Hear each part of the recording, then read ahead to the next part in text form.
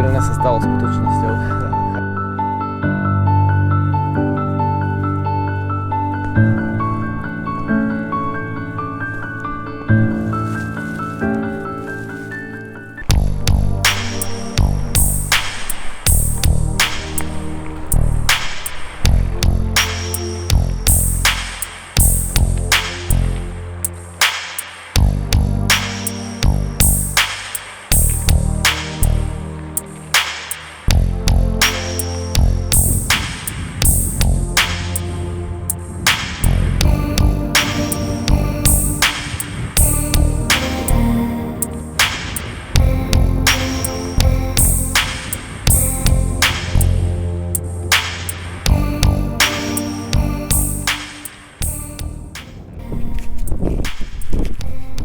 Krásne poludne, priatelia, po dlhšom čase, dlhšie odmlke sa opäť ozývam z mierne veterného miesta, tak ja dúfam, že ten zvuk bude v poriadku, inak tu budem musieť nahrať ešte raz.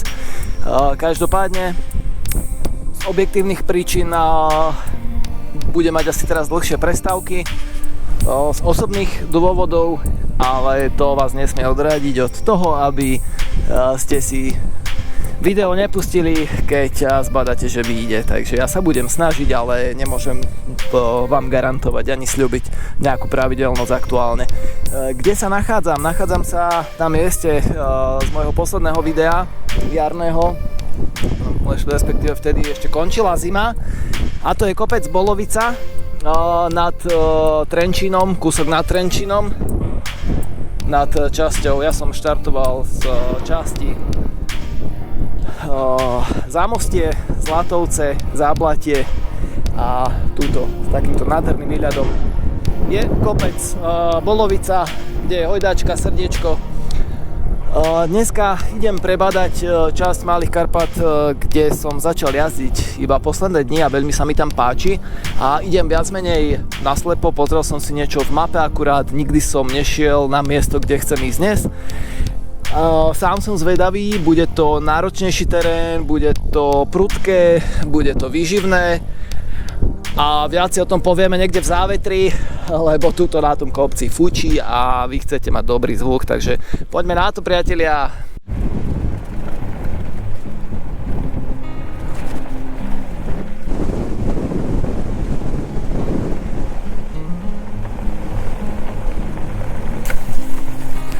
Priatelia, takže zozjazdoval som z tej Bolovice do obce Drietoma. Je to obec 10 km pred československou hranicou, kde je hraničný prechod Starých Hrozenkov, smer hlavný ťah na Brno. Ja prekryžujem Drietomu, kúsok sa po nej zveziem a potom odbáčam, pôjdem teda smerom na hranicu a potom odbáčam doľava do kopcov. Taký najvyšší kopec tu na okolí Drietomy sa volá Žľab. Z každej strany, keď sa pozriete smerom na Drietomu, tak on dosť vytrča. Nie je na hrebení, ale je napriek tomu vysoký a preto tak vytrča. No a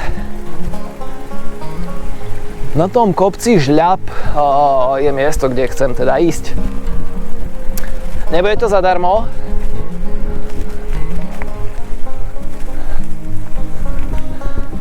Mal by to byť tam ten kopec.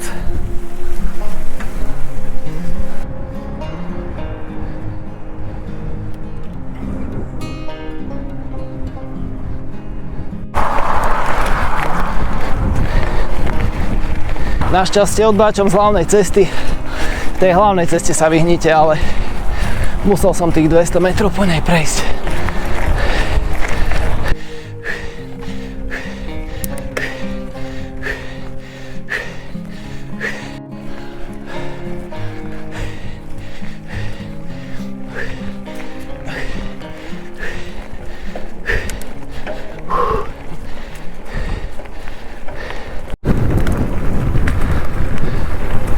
Inovec, Drietoma a nado mnou hore je kopec Žľab, má okolo 730-740 metrov nad morom výšku. Tieto okolité kopce tu začiatky majú tak 300, takže preto tak vyčnieva a nie je vôbec na hrebení. že bude to ešte makačka.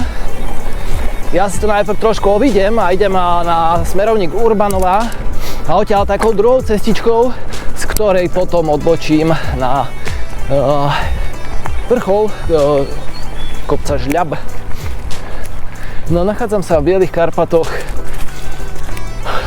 Sú tu ďalšie kopce ako Ihriska, Skalický kopec, Sokolí kameň, nádherné miesto, kde som bol pár dní dozadu. Vedie tam, predstavte si, aj cyklotrasa Modré C-čko z Obsedrietoma. Ale tak prvá tretina cez Skalický kopec po tú Urbanovú je všetko v poriadku, zvládnete to parádne, krásne lúky, stúpania také, že dajú sa zvládnuť. A potom sa bohužiaľ pravdepodobne ten, kto trasoval tú cyklotrasu, bol pod vplyvom nejakých omamných látok, lebo je to natrasované spolu s turistickou žltou a to, čo tam potom začne, je absolútny masakér, ale že absolútny. No a vráťme sa ešte k tomu Sokoliemu, k tej Sokolej skale. Je na tej cyklotrase modrej značenej a niekto mi tu už písal, teda sa dopytoval, či som to niekedy išiel. No tak samozrejme, mne viac netrebalo, lebo aj to tam rovno napísal, že je to čisté psycho, že sa to proste nedá výjsť. Tak samozrejme, ja takéto výzvy môžem. Tak som to vyskúšal pár dní dozadu. No a áno, je to masakér. Nie je toho cyklistu, ktorý by to vyšľapal. Tu dám ruku do ohňa za to. Dokonca si myslím, aj keď nikdy som nemal e-bike, že ani na e-bajku by ste to nedali. Tie sklony sú tam akože brutálne. Ja som to ledva pešo vyšiel s tým bicyklom. Neviem, aký zmysel má taká cyklotrasa. Ja berem, keď sú malé úseky neprechodné, ako sú na hrebení Inovca, kde je zo pár skalnatých úsekov. Áno, zídem z bicykla, prejdem si pár krokov a opäť som na bicykli, ale tamto som ten bicykel tlačil, ja neviem, či 15 alebo 20 minút a to už mi príde dosť na oficiálne značenú cyklotrasu. A to teda podotýkam, že ja kopce jazdím vo veľkom, však to viete. Ja nemám problém vyšľapať aj tie najväčšie brutalitky, ale toto jednoducho nejde. No a potom sa teda dostanete na tú Sokoliu skalu, odkiaľ je nádherný výhľad a tam pokračuje cesta, ktorá sa už potom opäť dá vyšľapať na sedlo Machnač. Jarné slniečko máme rádi, čakáme nedočkavo, lebo stále tie dni sú také pomerne chladné a hlavne každý boží deň fučí a to je na jar proste vždy a je to už otravné. Ja som vďačný za to, že sa môžem ukryť do lesa, lebo pamätám si časy, keď som trénoval inline korčule a na jar to bolo za trest, to boli neustále súboje s vetrom do úmoru, proste do zničenia, do vyčerpania. Psychicky vás to vyčerpá. Preto som rád, že sa tu viem ukryť pred vetrom do lesa. Idem na moju odbočku. Cyklotrasa modrá ide doľava. Ešte kúsok je v pohode zjazdný, potom je taký trošku svah dole a z toho svahu je odbočka doprava do brutálnej strminy. Ale to vám neodporúčam, nechoďte tam, fakt budete nadávať. Radšej si to zozjazdujte až dole a okolo Vily Sokolky sa dostanete na cestu, ktorá ide z Chocholnej na Kikulu, čiže do Chocholánskej doliny. A tam už viete normálne pokračovať, buď hore na Kikulu, alebo ako chcete. Takže toľko to. No ja teraz odbáčam na tú odbočku. Tuto som už išiel teda minule na graveli naposledy a už som si tu naplánoval teda tú cestu na kopec Žľab. Takže najprv ma čaká taký mierny výšľap a potom by mal byť teda prúčivý šľap.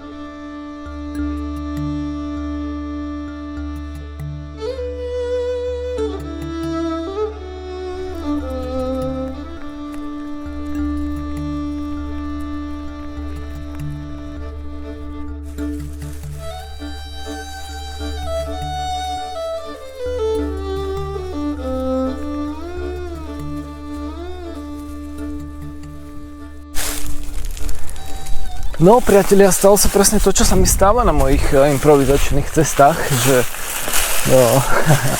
toto tu bude brutálny masakér, aspoň z začiatku. Tuto ide cesta, je taká odbočka, ale to akože to ani tam sa nejdem pokúšať, tento kúsok vytlačím, ale to chcem povedať, že áno, toto je moja cyklistika, občas cyklokros, ale ja verím, že to pôjde, že to bude stať za to. No, cyklokrosová vložka patrí k tomu. Ale adrenalín vyplavíte aj takto. Celkom slušný, lebo robíte niečo, čo nerobíte bežne. Pozrite sa, to je krásna príroda. Nevadí, že fučím, nevadí, že tlačím. To pôjde. Ideme na vrchol kopca Žľab.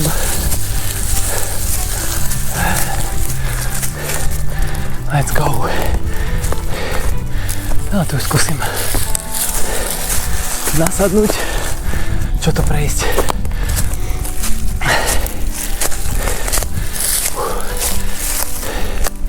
Aspoň čosi. Hej. Upa.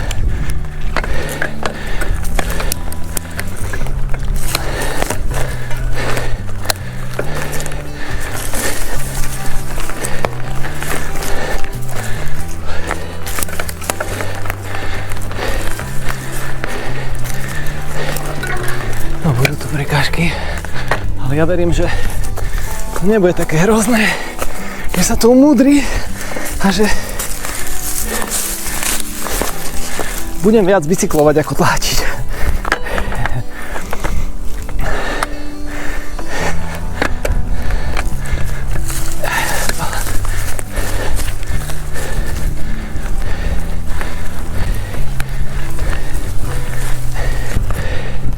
Zatiaľ šlapeme.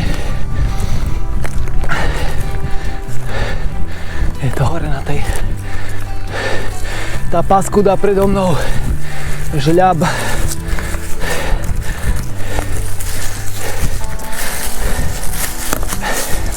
Taký strážca. Drietomi.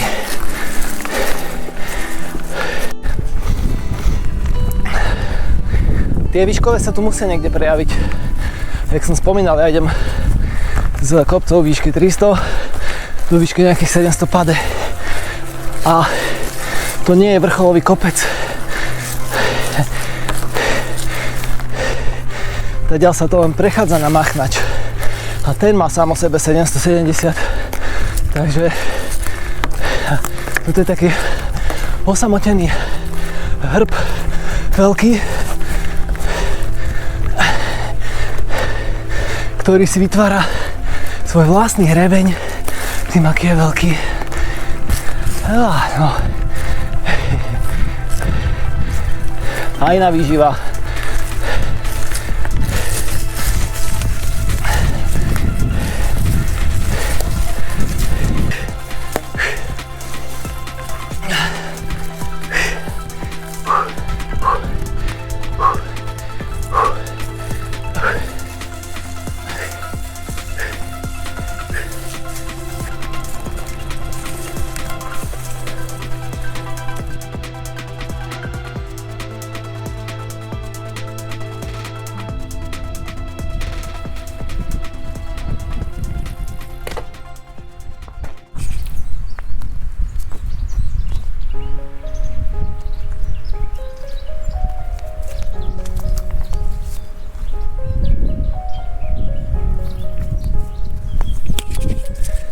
Priatelia, no toto je cieľ mojej dnešnej cesty, je tu útulňa. Predstavte si, na tejto cestičke, v týchto končinách, kde sa nachádza skrytá útulňa, o ktorej som niekde tušil, akože registroval som, že tu niečo také je, ale nikdy som si to nepozrel na mape, že kde presne tá útulňa je. Vždy mi to bolo také nejasné, že som rozmýšľal, kde tam môže byť tá útulňa. A pozrite sa, tu je, volá sa útulňa Žľab Zemlianka.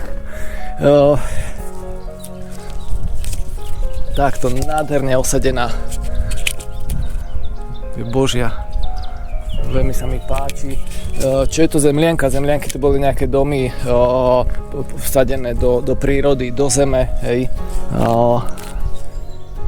Ak sa nemýlim, má to taký ráz, no keby tu bolo v nejakom kopci, tak by to úplne spĺňalo to. Takže je tu útulňa, priatelia. Zemlianka, my sa pozrieme samozrejme aj dnu, ja neočakávam, že by tu niekto bol. Je tu krásne prostredie, výhľady sú aj na jednu stranu, aj na tú drietonskú stranu a druhá strana to bude to sa možno pôjdeme pozrieť, ale niekde pred nami hore by mal byť Machnač a to už je potom česká strana, takže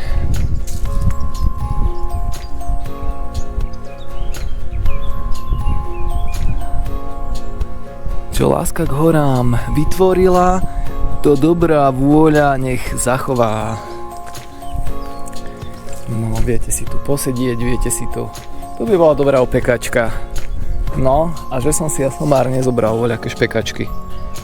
A mohol som si tu teraz chillovať.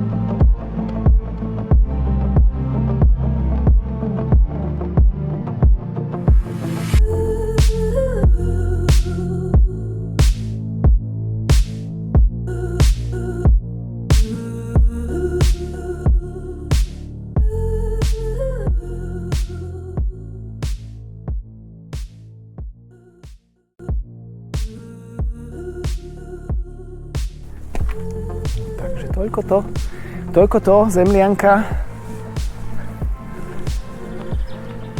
Tu vám garantujem súkromie, tuto fakt veľa ľudí nechodí. Je to veľmi dobre ukryté.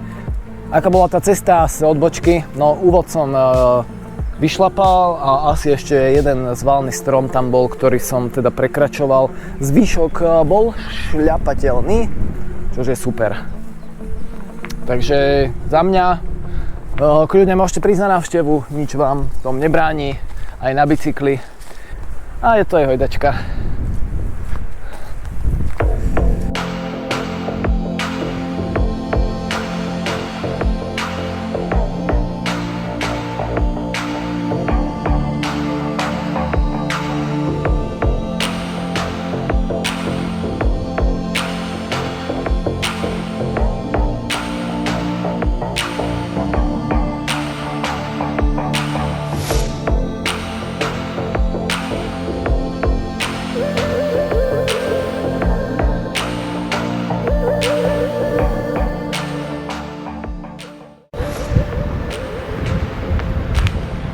Ešte som to chcel upresniť, priatelia, takže Žľab, vrchol kopca Žľab je tuto kúsok a má 737 metrov. Oproti je zhruba rovnako vysoký, on má okolo 771, je Machnač v tej vyholenej lúke, že vidíte, ono sú to skoro rovnaké kopce, ale pritom tam je vrchol, hej, tam ide to hrebeňovka.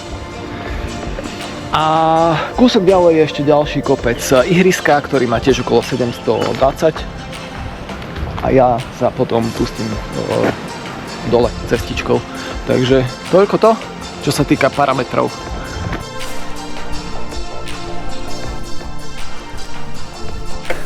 Opustil som zemlianku a ešte posledný výšlap asi na vrchol Žľabu.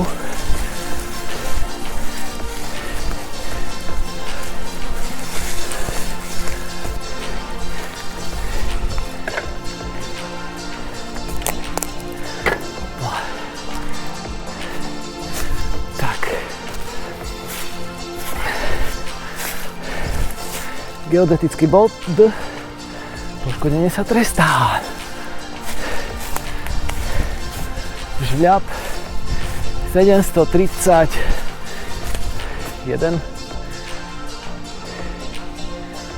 Takže vrchol.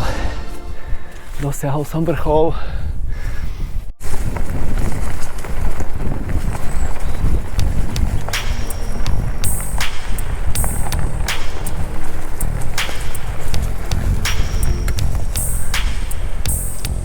Krásna lúčka, wow. Tam presvítajú potom české kopanice už. Je Vyškovec.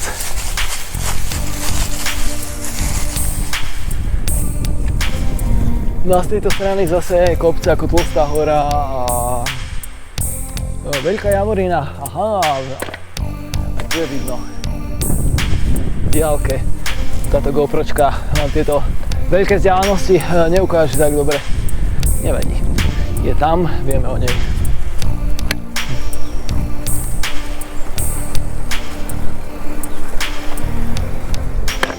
Aj toto je pekný záber.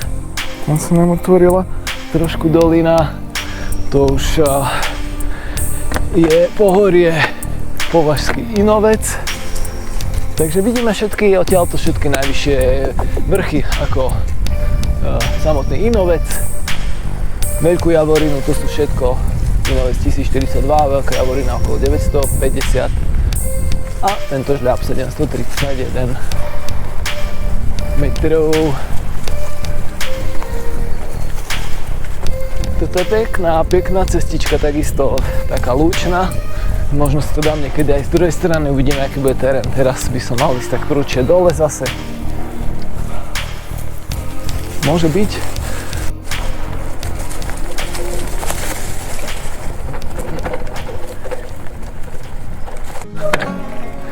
No ja som na križovatke, kde som vlastne odbáčal. Tuto kúsok je smerovník Urbanova, tuto je tá modrá cyklotrasa, ktorá ide na Sokolí kameň a hore na Machnač. Ja som išiel tu, teraz idem opäť tu. Vlastne z tejto cesty som odbočoval na tú prudkú pasáž na Žľab.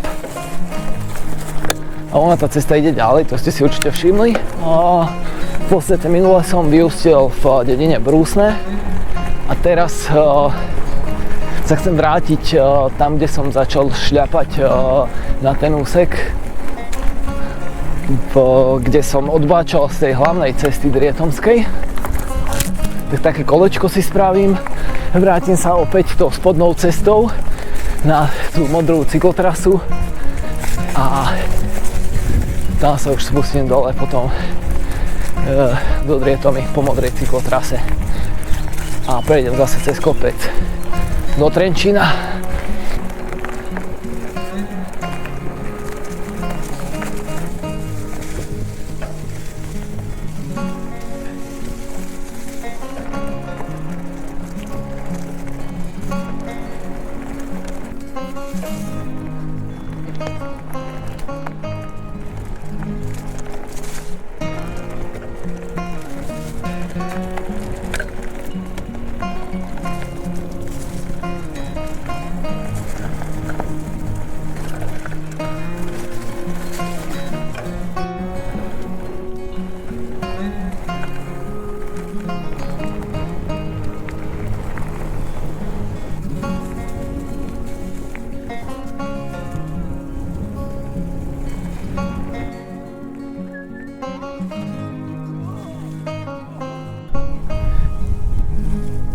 teda obec Drietoma. Tam cez kopec do Trenčína, tam idem, ale prejdem si to po tamtých lúkach oproti mne, to je tá modrá cyklotrasa a rovno oproti je Inovec.